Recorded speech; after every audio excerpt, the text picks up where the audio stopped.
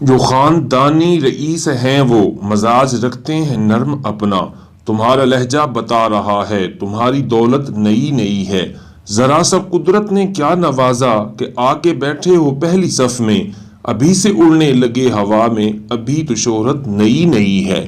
پرانے وقتوں کی بات ہے کہ کسی ملک میں دو دوست رہائش پذیر تھے، ایک کا نام اسلم جبکہ دوسرے دوست کا نام سلیم تھا۔ دونوں کے گھر قریب قریب تھے، ہمسایہ ہونے کی وجہ سے دونوں کا ہر وقت ایک دوسرے کے گھر آنا جانا لگا رہتا تھا۔ دوستی بہت گہری تھی کیونکہ اسلم اور سلیم دونوں ایک ساتھ پلے بڑے تھے۔ ایک دن دونوں نے مل کر ایک ہوٹل میں کھانا کھایا، پھر گپ شپ شروع ہو گئی۔ اسلم نے کہا ہمیں کوئی کاروبار کرنا چاہیے تاکہ مستقبل میں آمدنی اچھی ہو۔ وہ قسم قسم کے کاروباروں کے بارے میں سوچنے لگے۔ سلیم نے کہا کیوں نہ کوئی تعلیمی ادارہ بنا لیں، لیکن اسلم نے کہا نہیں، تعلیمی ادارے کے لیے بہت زیادہ پیسہ اور سٹاف اور کئی اخراجات کی ضرورت ہوگی، ہم کپڑے کا کاروبار شروع کر لیتے ہیں۔ قریب کے بازار میں دونوں دوستوں نے اپنی اپنی دکانیں کرائے پہ لے لیں اور مارکیٹ سے کپڑا لا کر کام شروع کر دیا، لیکن جو قدرت کو منظور ہونا ہوتا ہے وہی ہوتا ہے۔ ہوا کچھ یوں کہ اسلم سارا دن فارغ بیٹھا رہتا، کوئی گاہک بھی اس کی دکان کی طرف نہ آتا، جبکہ دوسری طرف سلیم کی دکان پر لوگوں کا رش لگا رہتا تھا۔ تھکم پیل خوب ہوتی تھی، خوب رونق ہوتی، اچھی خاصی سیل ہونے لگی۔ حالانکہ دونوں دکانوں پر ورائٹی ایک جیسی تھی اور دکانیں بھی بالکل آمنے سامنے تھیں، لیکن قسمت میں جو لکھا ہوتا ہے وہی انسان کا مقدر بنتا ہے۔ اسلم بہت زیادہ پریشان رہتا تھا، لیکن وہ اللہ کی ذات سے نا امید نہیں تھا۔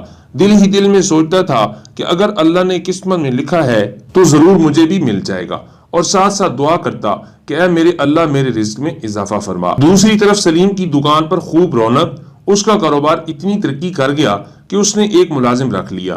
صرف 6 ماہ کے بعد اتنی سیل زیادہ ہو گئی کہ یکے بعد دیگرے 3 ملازم رکھ لیے گئے۔ اب سلیم صرف کاؤنٹر پر رہتا اور پیسے وصول کرتا، باقی سارے کام ملازم کرتے۔ مال و دولت آنے کے ساتھ ساتھ سلیم کے تیور بھی بدلنا شروع ہو گئے۔ اسلم جب بھی اس کی دکان پر جاتا تو سلیم اس کے ساتھ دعا سلام کے علاوہ کوئی بات نہ کرتا۔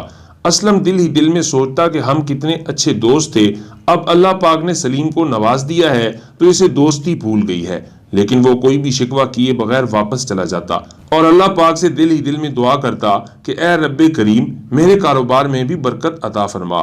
ایک دن عصر کی نماز کے بعد اسلم سلیم کی دکان پر گیا اور باتوں باتوں میں سلیم سے کہا کہ اللہ پاک آپ پر بہت مہربان ہے، سارا دن تمہاری دکان پر لوگوں کا ہجوم لگا رہتا ہے۔ سلیم لوگوں سے رقم وصول کرنے میں مصروف تھا، اپنا کام نمٹانے کے ساتھ ساتھ اسلم کو کہنے لگا بھائی جی سب اپنی محنت کی وجہ سے ہے، صبح سے شام تک کبھی آرام نہیں کیا، محنت کر کر کے اس مقام تک پہنچا ہوں۔ اسلم نے کہا محنت نہیں، صرف اور صرف اللہ تعالیٰ کا شکر ادا کیا کرو، لیکن سلیم نے سنی انسنی کر دی اور اپنے کام میں مشغول ہو گیا، لیکن شاید قدرت کو اس کی یہ بات ناپسند آئی۔